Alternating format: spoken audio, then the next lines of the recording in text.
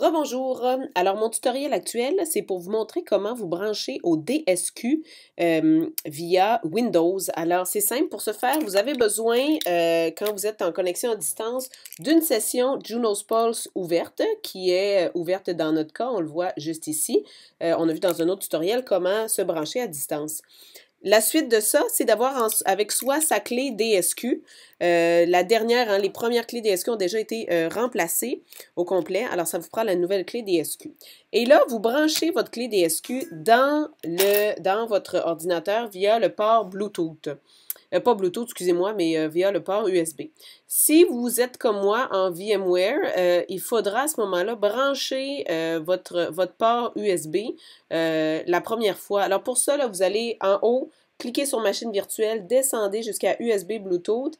Et la première fois, vous allez devoir cliquer sur Connecter Gemalto USB Smart Card Reader. Et il y a un autre aussi connecté, le connecter la clé Gemalto. Vous devez activer les deux. Et la première fois que vous allez faire ça, ça va prendre un certain temps. Votre clé va clignoter pendant ce temps-là.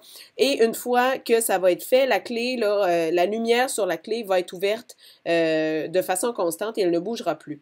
Si vous vous branchez directement sur un ordinateur Windows, ça va faire la même chose. La première fois, votre clé devra être lue puis être activée, puis il y a un petit périphérique qui doit être installé. Ça se fait automatiquement quand vous branchez directement sur l'ordinateur Windows.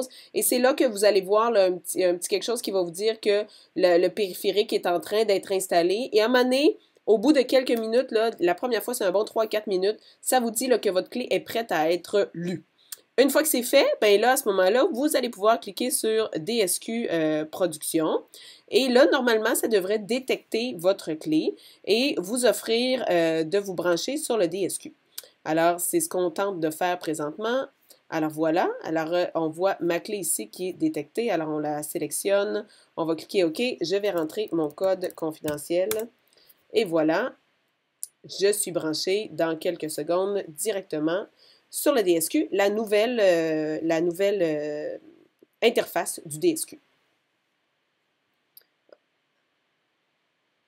Le voilà, le dossier Santé Québec là, qui s'ouvre. Alors voilà, on peut débuter la recherche à partir de là. Là, je vais devoir aller chercher des codes bidons pour certains patients pour vous montrer certaines fonctionnalités. Alors voilà, c'est tout. Je vous souhaite une belle journée. L'utilisation du DSQ dans un prochain tutoriel.